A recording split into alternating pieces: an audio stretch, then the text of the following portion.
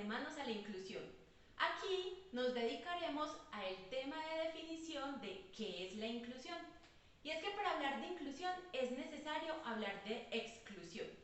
Desde el inicio de la civilización, algunas personas han sido sometidas a la exclusión social, ya sea por deficiencias cognitivas, físicas, sensoriales, religiosas, económicas, de pensamiento, género, color de piel, entre otras.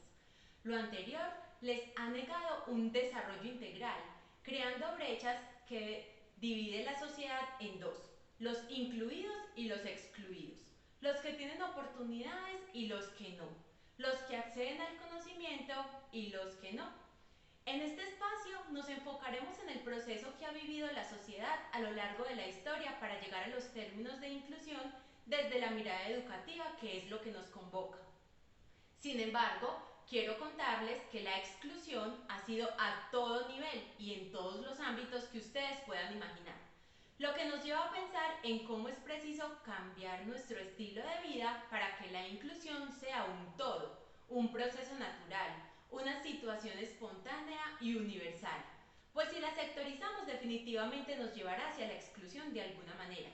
Tengan presente que en muchas ocasiones excluimos sin ser conscientes.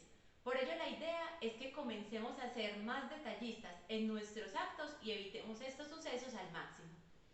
Desde hace mucho tiempo, la revolución científica, cultural y técnica ha avalado la necesidad de educarnos como proceso fundamental en la formación de sociedad.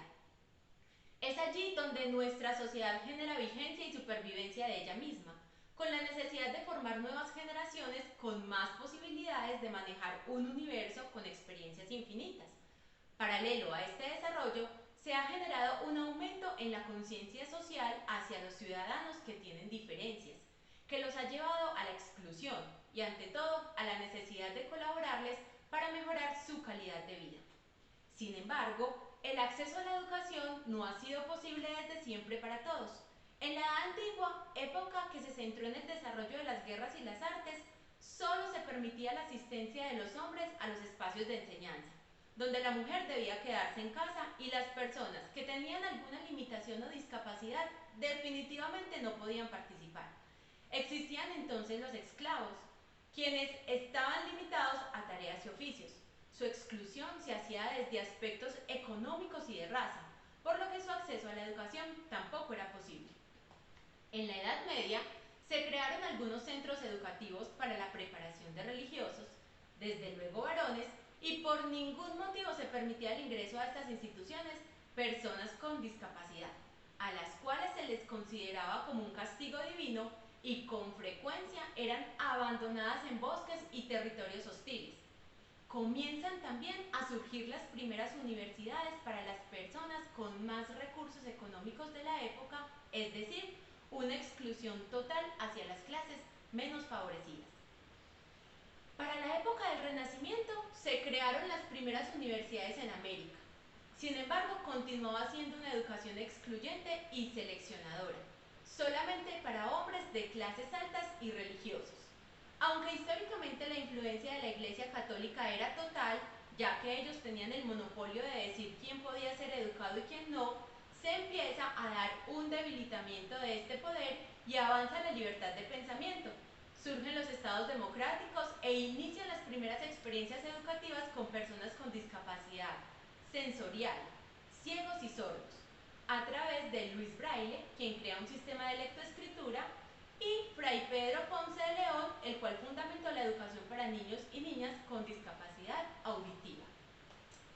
Para el siglo XIX se permitió abiertamente la entrada de la mujer a las escuelas donde se enseñaban las operaciones matemáticas, a leer y a escribir.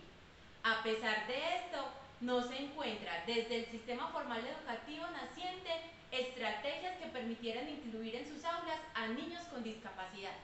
Sin embargo, algunos países ya empezaban a explorar con instituciones especializadas para estos menores. Se comienza a hablar del paradigma de la rehabilitación, el cual se centra en el individuo, sus deficiencias y dificultades, con el fin de recuperar funciones a nivel físico, psíquico y sensorial. Comienza entonces a usarse pruebas de inteligencia que permiten diferenciar a los sujetos normales de los anormales, de forma objetiva y precisa. de cambios básicos del cerebro y más específicamente los daños o lesiones que evidencian un funcionamiento inadecuado comparado con el desarrollo normal del ser humano. Se resaltan aspectos relacionados con la etiología de la lesión, su prevención y tratamiento, y define a la persona con retraso mental como aquella afectada por medios bioquímicos, cromosómicos, anatómicos y fisiológicos que originan una deficiencia intelectual. En esta época, la medicina se centra en el estudio de las personas con discapacidad y se les comienza a dar un espacio en la sociedad, buscando curarlas y volverlas a la normalidad. Allí hay una unión entre la medicina y la educación que comienzan a entrelazarse para llevar a cabo este proceso. A partir del siglo XX y albores del XXI, se retoma una concepción más humanista desde una mirada multidimensional que abre paso a las posibilidades educativas para la población con este diagnóstico. Desde esta perspectiva, surge una modificación que conlleva a la eliminación de barreras físicas y sociales del entorno que rodea a las personas con discapacidad.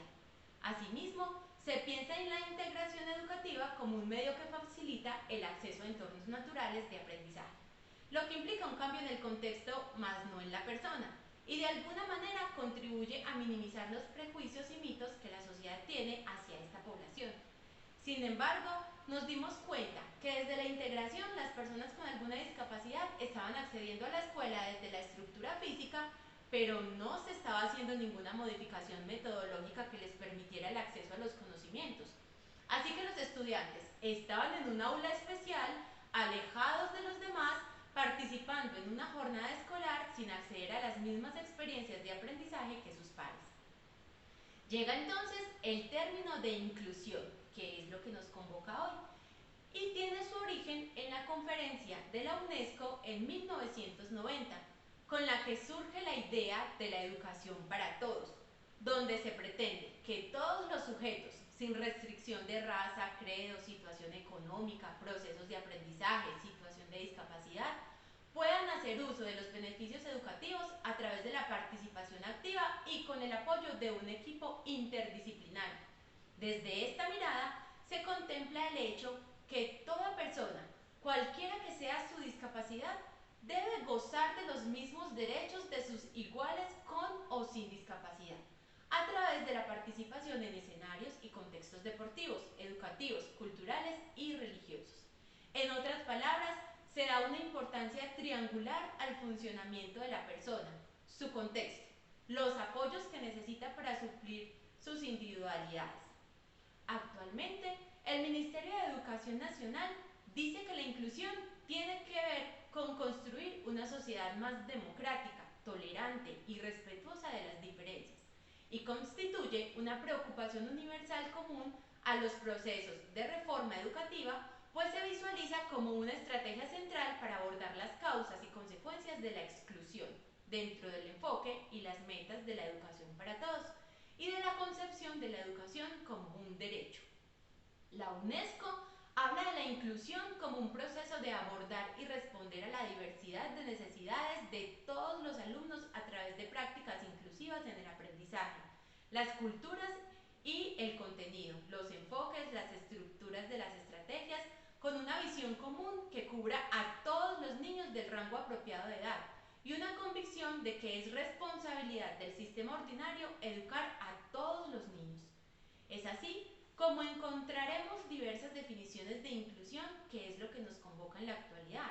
Sin embargo, lo más importante es que cada uno interioricemos la importancia de considerarnos todos diferentes, pero con las mismas garantías de derechos, identificándonos como individuos que hacemos parte de una sociedad.